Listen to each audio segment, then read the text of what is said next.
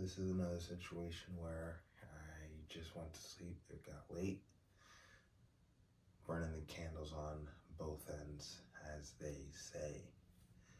It is 7 o'clock in the morning, and the first thing I want to comment on before I get into my macros for yesterday is the realization that each day I feel more and more immersed in the concept of pursuing more discipline in my life.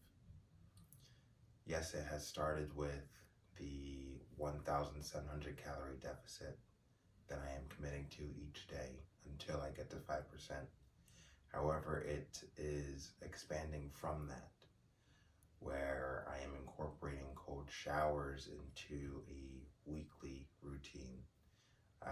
It seems that the pattern has been every other day. I've been taking a 2-minute and 10-second cold shower at the end of my hot shower. I'm sure that's going to escalate, and I'm looking forward to doing a cold plunge in the near future. Beyond that, another thought that just occurred to me last night is the first command of any day.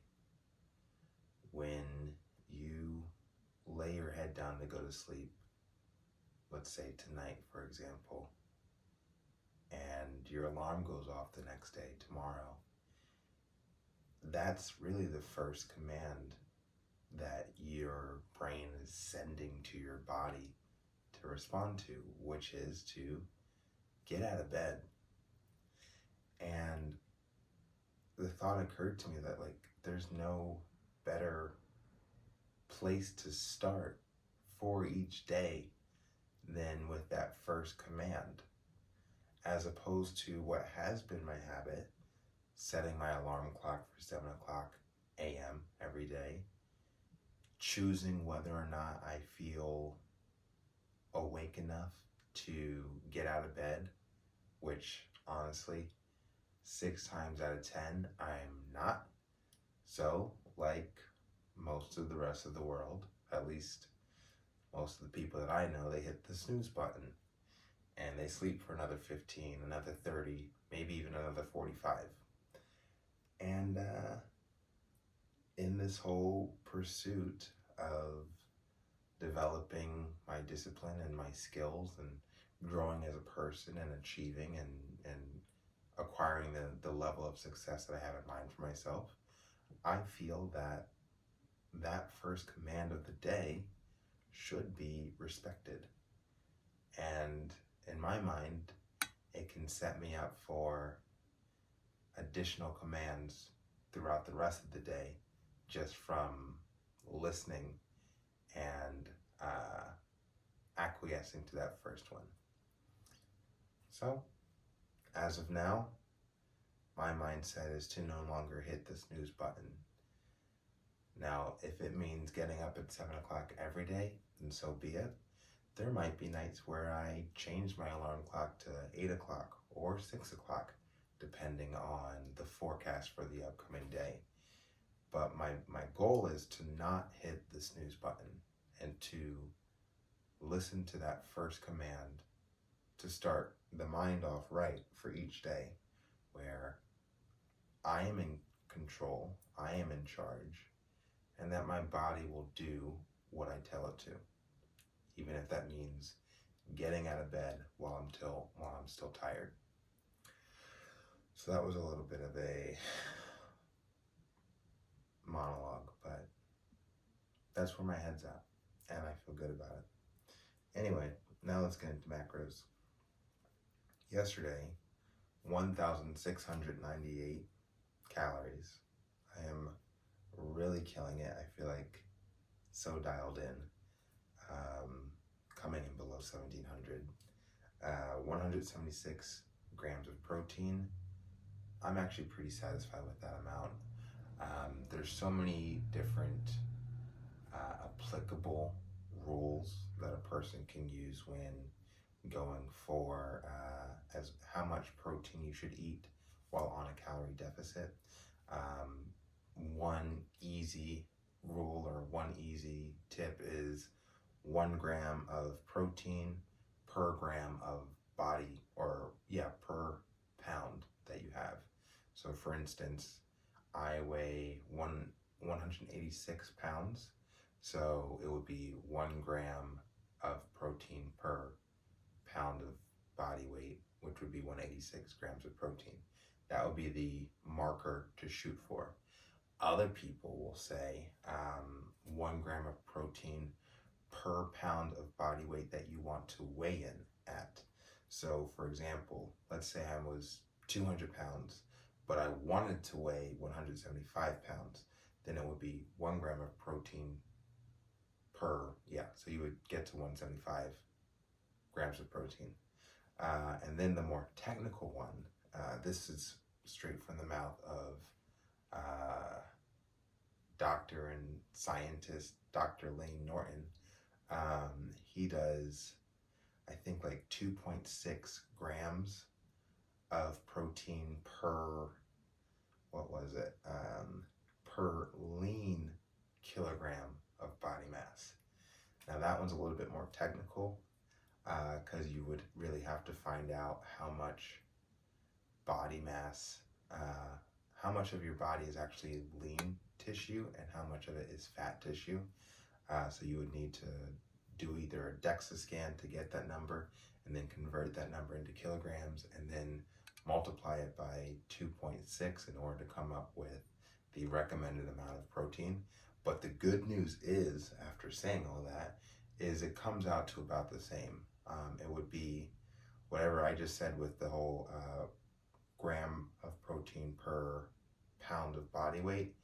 They all come out to around the same, with like a margin of error of 10 to 20 grams of protein.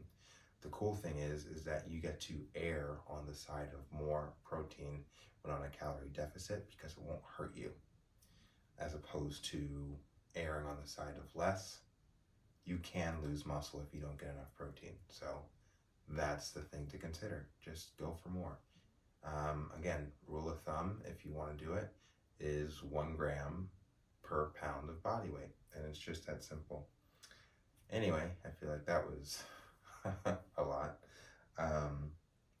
So 176 grams of protein. Could have done more, but I ain't even mad about it. This time 2 years ago, or back when I first started getting shredded in 2021, I was doing, I would have to look at the screenshots, but I was doing like maybe even half of the amount of protein I'm doing these days, and I looked amazing. So honestly, take it all with a grain of salt. As long as you're on a calorie deficit and you're consistent, you're gonna look great.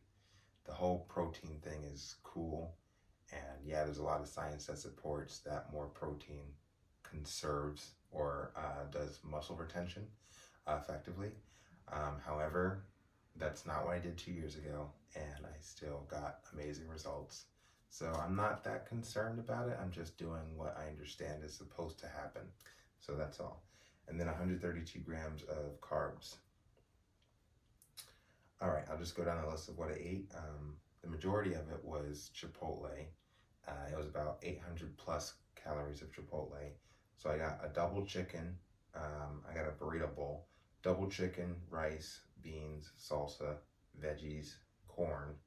That was it. 800 calories right off the bat. That was around, not right off the bat, it was around like 4 o'clock. Then aside from that, I had AG1 greens in my drink, whey protein, some popcorn.